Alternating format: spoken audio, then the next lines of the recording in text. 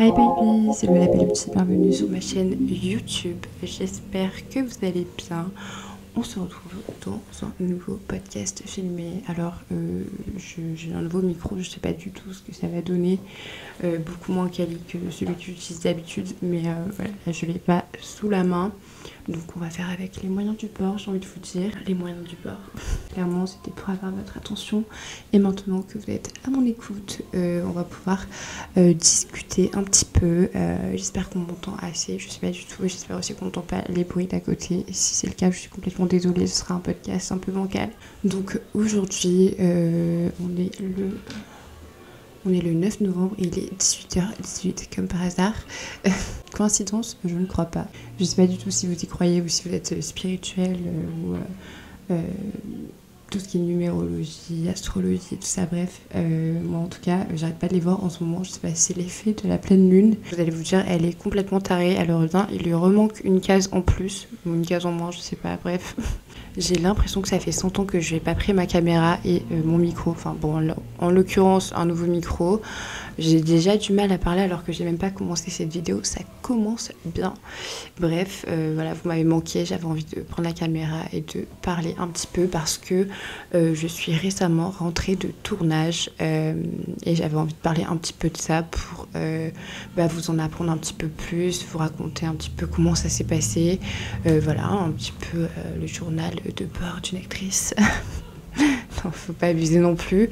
On va pas rentrer dans tous les détails, mais voilà, je vais quand même vous raconter un petit peu quelques trucs à propos des tournages. J'avais envie de parler de ça et voilà. Encore une fois, je trouve qu'il y a peu d'informations à ce niveau, donc j'ai trouvé ça intéressant. C'était l'occasion. Bref, donc du coup, je suis partie à Londres pour tourner pour Dorsel, donc Dorsel UK. Voilà, la petite différence, c'est juste que ça se passe en Angleterre et que les scripts sont en anglais et que la réalisatrice productrice est une femme. Voilà, alors ça, par contre, c'est un plus un, voilà, parce que moi j'adore. C'est vrai que je sens la différence, moi personnellement. Après, c'est peut-être pas le cas de tout le monde, mais c'est vrai qu'en tant que femme, j'ai eu beaucoup de facilité en fait à me retrouver dans la peau du personnage, à jouer mon rôle, d'autant plus que j'avais un rôle principal, voilà, donc du coup un rôle assez important et ouais, c'est vrai que j'ai eu pas mal de facilité du coup à me mettre dans la peau du personnage, puisqu'en fait c'est pensé et écrit par une femme, donc du coup plus évident, même si j'aime aussi me mettre dans le rôle du fantasme d'un homme, etc. Mais c'est vrai que moi personnellement, j'ai un peu plus de facilité à m'adapter au personnage et à l'histoire en soi, parce que en fait, c'est typiquement un truc auquel j'aurais pu penser, que j'aurais imaginé.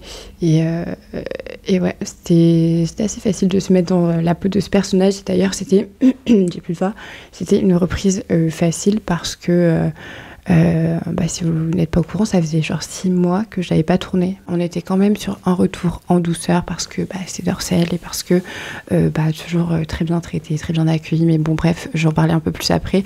Mais ouais, ça faisait 6 mois que j'avais pas tourné. Clairement, la meuf a pris sa retraite. Non, pas du tout, mais ouais, c'est un choix personnel que de ne pas avoir tourné pendant autant de temps. Mais en plus de ça, c'est passé super vite. Et moi, je bosse pas mal sur une plateforme privée, même à fond, j'ai envie de vous dire.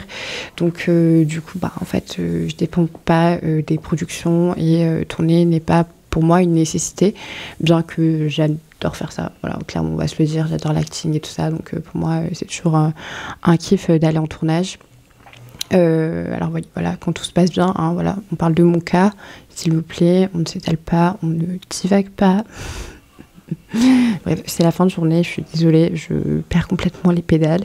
Mais bon, bref, du coup, voilà, c'était hyper cool de tourner pour cette productrice réalisatrice. Donc ouais, c'était mon deuxième rôle principal. Donc mon premier rôle principal a été pour le film d'Anna Paulina. Donc voilà, clairement, il n'y a pas mieux comme première fois pour un premier rôle. Et c'était pour La Coach de vie, d'ailleurs, qui est sorti sur Canal. Donc pour ceux qui n'ont pas Canal, il va sortir très bientôt, je pense, sur Dorsel Vision, normalement. Et moi, je l'ai maté il y a genre 3-4 jours. Alors moi, c'était plus en mode, je check un petit peu mes talents d'actrice, qu'est-ce que je peux améliorer. Et ouais, c'est plus d'un point de vue, comment dire, critique. Je sais pas si on peut dire critique. En tout cas, voilà, c'était simplement pour checker un petit peu mon taf. Et aussi voir si ça rendait bien. Et ce film est juste génial. Donc voilà, je vous le conseille fortement. Et Anna, encore bravo pour ce petit chef-d'œuvre, quoi, clairement. Bon, j'ai eu 2 rôles principaux qui ont été tous les 2 imaginés par des femmes. Donc franchement, je ne pouvais pas espérer mieux. Je suis plutôt fière quand même de ce que ça rend. Voilà, sans me vanter d'ailleurs. On s'arrête juste 2 minutes. Alors ça va être un mess, ce podcast, je vous annonce, je suis juste en mode chill, avec un haut assez sexe, mais un bas pas du tout, et un micro que je tiens à la main. Donc on est quand même sur un truc bancal. Je sais même pas pourquoi je l'ai pas dit en premier, genre ça va être ça le titre de la vidéo du podcast, je crois, nominée aux AVN. Voilà, je viens de vous le dire, mais j'ai été nominée pour la première fois aux AVN. Alors pour ceux qui ne savent pas ce que c'est que les AVN, ouais, ce que c'est, bref. Vous m'avez compris, les AVN, en fait, c'est un petit peu les awards, enfin, c'est carrément les awards, comme de la musique ou du cinéma, sauf que là, c'est les awards du cinéma pornographique, voilà. Donc, genre, trop d'émotions. Je n'ai pas les mots. Voilà, j'ai été nominée aux AVN. Alors, il faut savoir que les AVN aux États-Unis, c'est vraiment genre the cérémonie. C'est tapis rouge, tous les médias, photographes, toutes les stars du porno, en fait, réunies. Il y a carrément une cérémonie. Tu montes sur scène, tu récupères ton trophée. Donc, voilà, vraiment, c'est vraiment quelque chose là-bas. Et c'est vrai que c'est quelque chose qu'on n'a pas ici en France. Mais en tout cas... moi, à mon échelle, je trouve que c'est carrément un honneur d'être nominée aux AVN. Genre, je suis vraiment trop saucée. Genre, vous savez pas. Non, c'est grave une fierté. Alors, je sais que pour ceux qui sont complètement hors de ce monde-là, complètement en dehors de tout ça, ça peut paraître soit futile, soit what the fuck, genre tout ça. Mais oui. Et dans la carrière d'une actrice ou d'un acteur, c'est quand même hyper gratifiant et significatif en fait. Donc j'ai été nominée dans la catégorie Best New International Starlet. Oui madame, oui monsieur. Pour faire la traduction, c'est meilleure nouvelle starlet internationale. Donc voilà. Et j'étais en première classe. Donc franchement, genre goal. Je me souviens, quand j'ai entendu parler pour la première fois des AVN, je me suis dit dans ma tête, waouh, ce serait dingue si j'arrive à être ne serait-ce que nominée dans une catégorie. Alors certes, je suis pas encore nominée pour les trophées, mais on y viendra, croyez-moi. Quand j'ai appris la nouvelle que j'ai reçue par texto, genre par message sur WhatsApp, j'étais en mode what the fuck. J'étais clairement sur le retour. J'étais dans l'aéroport pour aller... pour retourner à Paris et donc quand j'ai reçu le message, j'étais comme une ouf et du coup il fallait que j'en parle à quelqu'un. Je suis allée voir la nounou, la coordinatrice d'intimité, je vais vous expliquer ce que c'est après qu'une coordinatrice d'intimité, mais je suis allée la voir comme une ouf et tout, genre c'est le plus beau jour de ma vie. Et voilà, j'étais genre trop contente, je l'ai partagé à tout le monde et tout direct. Meuf, trop saucée, voilà. En plus, c'était quelques jours après mon anniversaire et tout, donc en fait, j'étais en mode oh my god, genre mon cadeau d'anniversaire, nomination aux AVN. Bref, voilà, c'est bon, j'ai fini mon petit speech, j'ai fini de me la péter et de vous dire à quel point j'étais fière de ma nomination aux AVN. Non, mais c'est quand même fou parce que. Faut le dire, j'ai pas fait beaucoup de films, j'ai fait peut-être genre une vingtaine de films, je pense. Et encore, je pense que si je les compte, j'en suis pas tout à fait à la vingtaine, je sais pas du tout, je suis pas sûre. Mais ouais, tout juste. Et j'ai fait quoi? Je tourne la plupart du temps pour Dorsel, sinon j'ai fait un Tushy, j'ai fait un Brazzers, un Let's Do It. J'ai tourné pour Xpervo, donc la prod de Little Caprice. Et c'est tout. Après, j'ai fait des petites scènes, mais voilà. Genre, j'ai pas non plus énormément tourné. Et en 2 ans, je trouve que c'est quand même hyper bien d'avoir une nomination avec pas non plus beaucoup trop de films à mon actif. Donc voilà, je suis joie et bonheur. Voilà, c'est bon. En fait, si on se félicite pas soi-même et si on se met pas un petit peu si on jette pas un petit peu des fleurs, alors toujours dans la limite du raisonnable, voilà, personne ne le fera mieux que vous, sachez-le. Bon, vous allez penser que je suis une meuf hyper imbue de ma personne et tout ça, alors que pas du tout, je suis juste trop fière. Bref, anyway, assez parlé des nominations et tout ça, on va parler de mon tournage. Donc voilà, je trouvais ça intéressant de vous expliquer comment ça s'est passé. Alors il faut savoir que d'habitude j'ai mes petits rituels, donc voilà, que je vais vous expliquer. Mais cette fois-ci, alors autant vous dire, ça faisait 6 mois que j'avais pas tourné, donc voilà, il y a quand même un petit, pas un stress, mais genre un petit truc, tu vois, de je reprends, tu vois, et je reprends du service. Et finally, d'habitude j'ai mes petits rituels pour pas être stressée, genre c'est vraiment, je pense que chacune et chacun, on a tous un petit peu nos rituels dans ce milieu avant de se préparer, enfin avant le tournage quoi, histoire d'être bien, d'être relax et tout. Et en fait là clairement, j'ai pas senti que j'avais mes petits rituels et ça m'a grave déstabilisée. Je me suis dit waouh, je reprends. Voilà, dur. mais bon, ça valait la peine parce que c'était pour ma superbe soirée d'anniversaire / Halloween. D'ailleurs, je vous prépare une vidéo pour vous montrer cette soirée iconique et aussi un vlog où je vous explique un petit peu tout ce qui s'est passé. Donc c'est un vlog que j'ai fait en tournage. Alors ça va être un mess, je dis trop de choses à la fois, mais bon. Du coup, j'ai fait un vlog pendant que j'étais à Londres, donc que je vais monter soon. Mais c'est vrai que j'ai perdu l'habitude de monter les vlogs et je suis plus podcast et tout ça. Mais bon, je me suis dit que ça pouvait être sympa aussi pour vous débrief de ma soirée d'anniversaire. Donc voilà, je sais pas ce qui sortira avant, probablement ce podcast. Et du coup ouais, ça valait la peine d'être fatiguée clairement parce que c'était une soirée de ouf. Bref, je vais pas la raconter ici. Et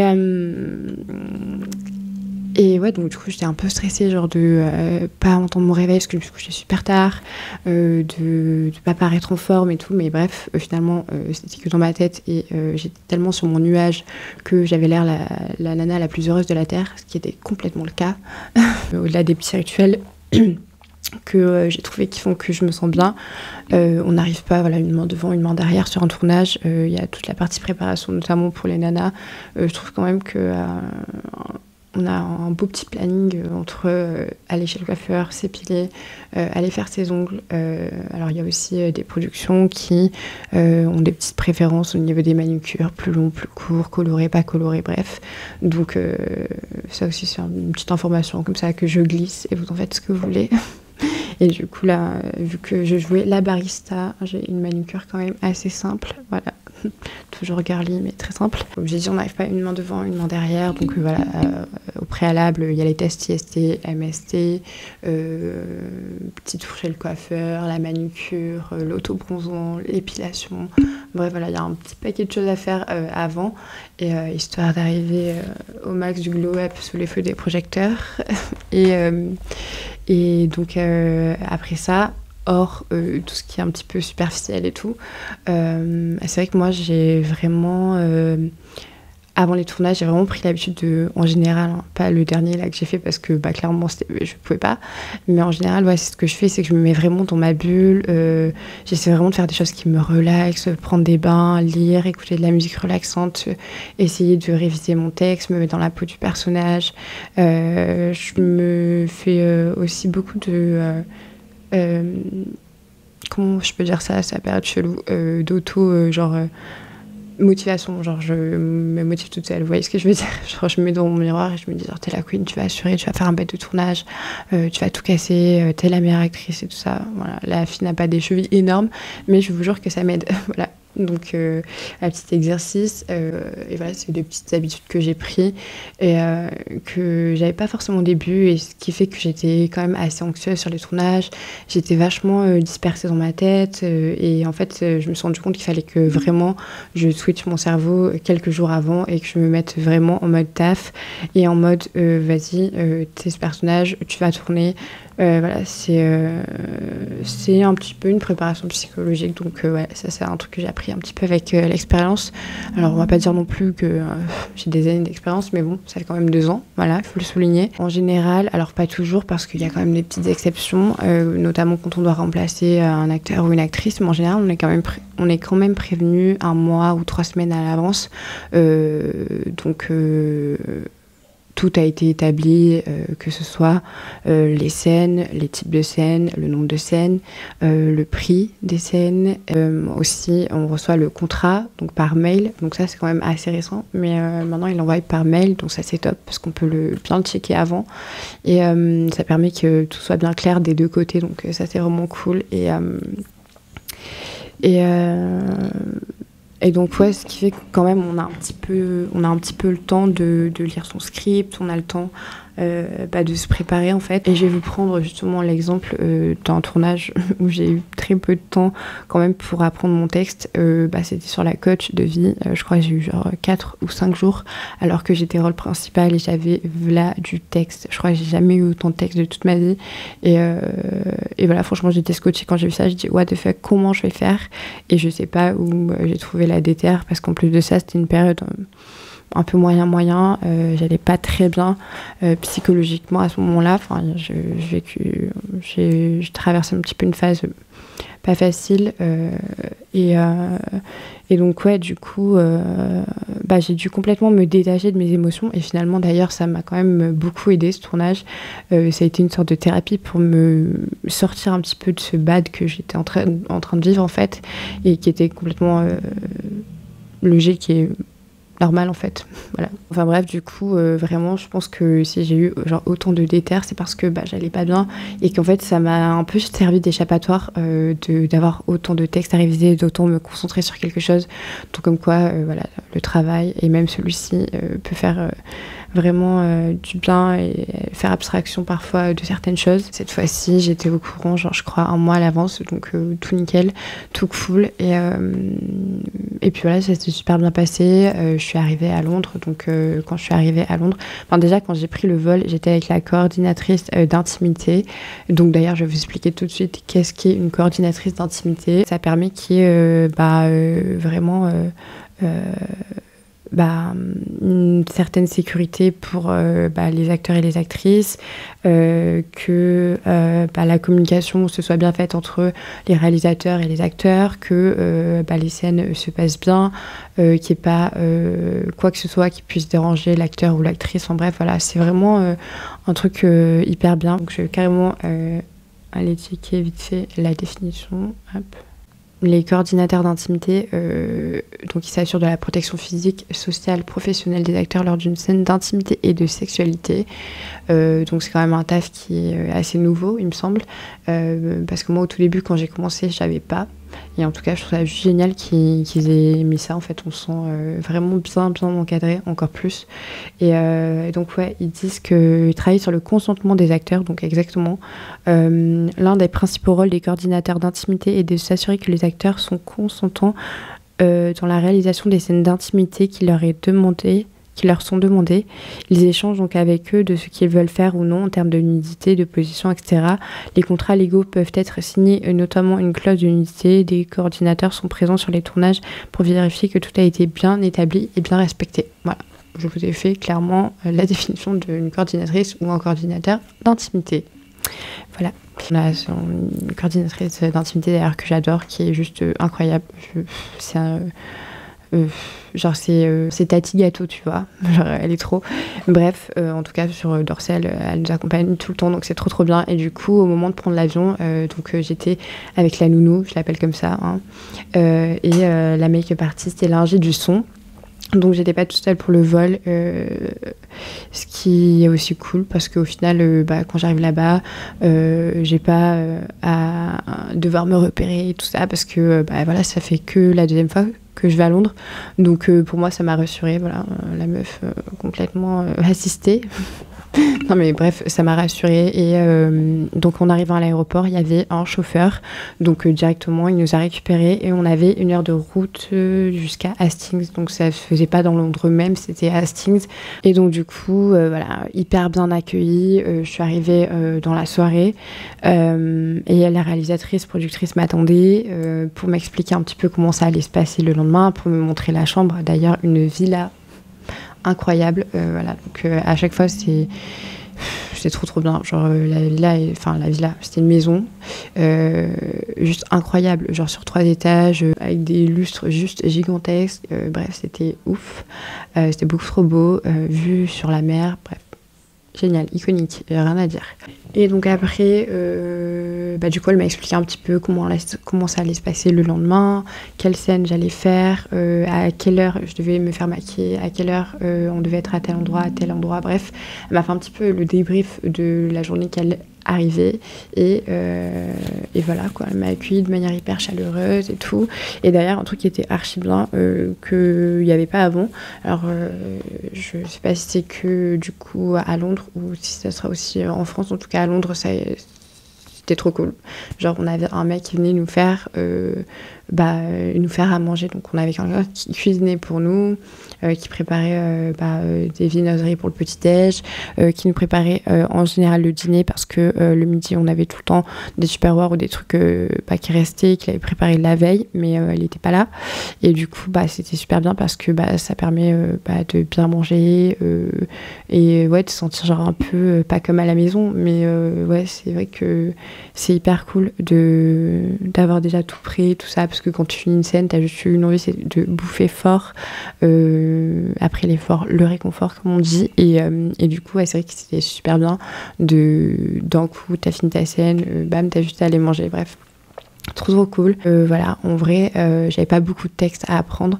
Le script était en anglais, donc ça va, je comprends bien l'anglais, très bien même. Mais c'est vrai que j'avais eu du mal à vraiment me mettre à 100% dedans parce que j'avais ma soirée d'anniversaire, mon anniversaire, bref, il y a plein de choses à organiser. Et en fait, du coup, ils m'ont traduit le voice-over. Donc, pour ceux qui ne savent pas ce que c'est le voice-over, c'est un peu la voix off qu'on ajoute sur un moment de vidéo, en fait. Et c'est carrément ça, même. Faut que j'arrête de dire c'est un peu. Donc j'avais pas mal de voice-over à faire, donc qui était traduit en français, donc ça c'est super cool. En plus de ça, je pouvais l'avoir sous les yeux. Et voilà, je me suis entraînée à le répéter plusieurs fois, histoire de mettre bien dans la peau du personnage. Et voilà, les scènes se sont super bien passées. J'ai fait 2 scènes, donc c'était 2 boy girls qui se sont super bien passées, dont une scène qui était avec James Duval, qui m'a d'ailleurs aidé à filmer le vlog que vous verrez très prochainement. Tu restes tes papas, Yassou? Bah oui, tu veux pas discret, maman. Bref, donc du coup, toute l'équipe était vraiment trop cool. J'ai vraiment kiffé ce tournage, comme quasiment, comme tous, pas comme quasiment comme tous les tournages que j'ai fait, mais c'est vrai que, franchement, je reviens, je me dis waouh, trop cool, j'ai passé un bête de tournage et voilà, même si j'avais un petit peu une appréhension parce que ça faisait 6 mois que j'avais pas tourné, voilà, d'ailleurs, mes rotules l'ont senti, j'ai envie de vous dire. Donc c'est vrai que j'avais oublié à quel point les positions sont inconfortables et à quel point c'est quand même assez long parce que voilà, il faut faire les photos soft, les photos hard, la scène hard, donc 4 ou 5 positions. Ensuite il faut refaire en soft, donc sans montrer les parties, et ensuite on a fini. Donc voilà, donc ça prend quand même assez de temps, et puis voilà, il y a les positions qui sont pas toujours très agréables, mais bon voilà, ça fait partie du taf et de toute façon c'est fun et mes bleus sont des souvenirs de ce tournage. Voilà. Non mais bref, juste un petit peu pour vous raconter et voilà, pour me la péter sur mes nominations aux awards mais n'importe quoi, aux awards. Et du coup je vais vous laisser parce que c'est quand même un moment que je parle, et puis de toute façon on se retrouve très bientôt. J'ai des nouvelles idées de vidéos, genre trop cool, j'ai trop hâte de vous proposer ça. Alors ce sera toujours sous forme de podcast, mais bon voilà, bref, j'arrête de m'étaler, le vlog sort très bientôt, restez connectés et je vous fais des très gros bisous. XOXO.